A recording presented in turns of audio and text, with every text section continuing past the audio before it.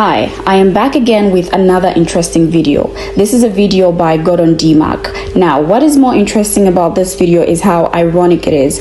So in this video, we get to see a palm color man who is against his own race and decides to support, or rather be on the side of Africans. Strange, right?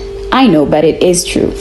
In this video, he talks about how much whites have stolen from Africans and how they keep on preaching about things they have failed to practice themselves. He later goes on to talk about whites apologizing to Africans for everything and for stealing from them. Now, the interesting question is, when that time comes, will Africans forgive and forget? Let me not bore you with a lot of words, but let's go straight into the video. When this collapse comes, and it's going to come, we in the UK are going to need to have some serious reflection on mistakes that have been made, and especially our foreign policy in history. And we're going to have to rely on these nations that we've been stealing from for years to deal with us, because we need them. We're not like Russia. We're not self-sufficient. Russia has its own oil, its own food, it doesn't have to import anything. It can survive without the world. We, a tiny little island, do not have that luxury. We need to import. That's why we've stolen so much shit in the history. So what happens, do you think, in the next decade as African countries are rising and getting more powerful? And the Western countries that had them under their heel for so long, like the UK where I live, are on the way down and their economies are collapsing. What help do you think we're going to get from those countries that are becoming more powerful? How do you think that the Africans are going to look towards the English with regards to trade deals and buying their uranium off them if we need to?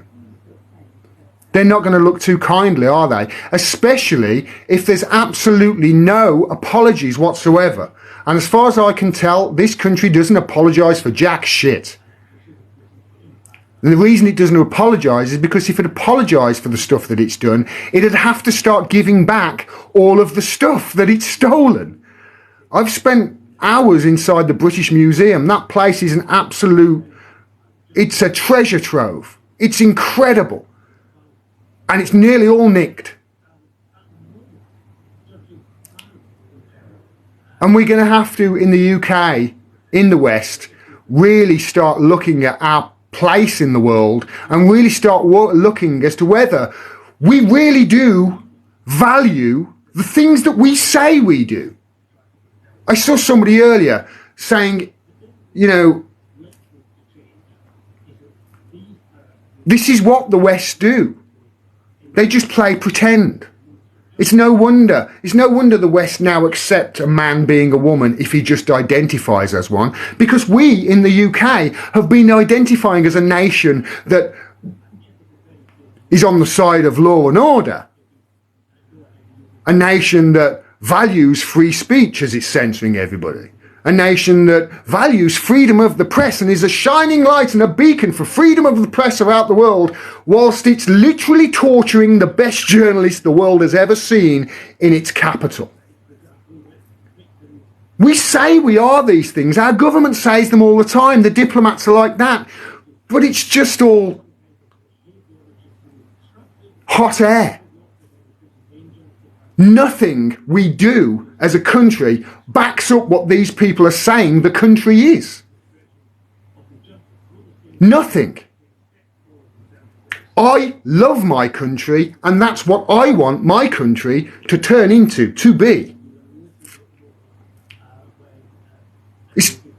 I think it's the most patriotic thing a person can do. But when I talk about these things, people call me a Putin puppet. They've been propagandized to such a degree, they don't know their allies when they meet them. And we've got some serious apologising to do in this country to all of these nations that we have stolen from, to all of these nations whose leaders we've helped assassinate and overthrow, all of these coups that we've done around the world in countries just because we didn't like what they did. So we killed them and we overthrew them and we put in a dictator who created a secret service and was just brutal to the people in that country. We didn't care, as long as we carried on getting the oil. We're meant to be a country that cares about these things. It cares about truth and honesty and justice. This country prides itself on the UK justice system. Well, there's no greater injustice in this world right now than the imprisonment of Julian Assange, and we're the ones doing it in the UK. And to all those people in Africa, rise up. I'm in the West and I'm fighting for you. And I tell you, we really are. The people in the country, the people in the UK, the people in this chat in the UK who know the truth, we're on your side. We want our country to be the things that it says it is, and it's clearly not. And I really do wish to see the rise of Africa in my lifetime. I would love to see it.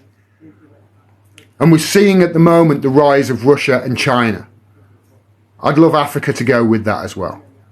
But this is not good for the West, especially if we carry on the way we are, acting as if everything we've done has been noble and pure. And that's just not the truth, is it? After watching this video, are you thinking what I'm thinking? Anyway, whenever someone says something, different people always have different opinions. We all don't think the same. With that being said, let's take a look at what different people think about this.